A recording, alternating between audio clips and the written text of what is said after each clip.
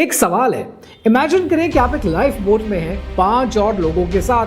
Boat भारी हो चुकी है, डूबने लगी है। एक इंसान को पानी में फेंकना पड़ेगा वरना सब मर जाएंगे। ग्रुप में है एक डॉक्टर, एक छोटा सा बच्चा, एक बूढ़ी औरत, एक उस्ताद, टीचर, एक सेलर और आप। डॉक्टर जान बचा सकता है, बच्चे के आगे पूरा मुस्तकबिल पड़ा है।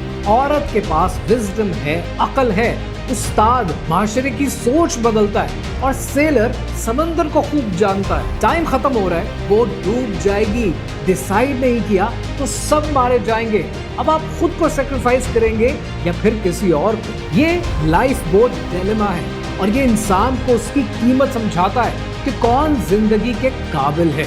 ये डिलेमा गैरेट हार्डिन की 1974 की किताब से इंस्पायर्ड है, जिसका नाम है life boat ethics, the case against helping the poor. कि लाइफ बोट डिलेमा पता है क्या सिखाता है? ये आपको सिखाता है कि जब चॉइसेस टफ होती हैं तब आपकी वैल्यूज सामने आती हैं कि आप किन वैल्यूज पर चलते हैं और इंसान के फैसले इंसान को डिफाइन करते हैं। तो सवाल अपनी जगह मौजूद है कि आप किसको चुनेंगे।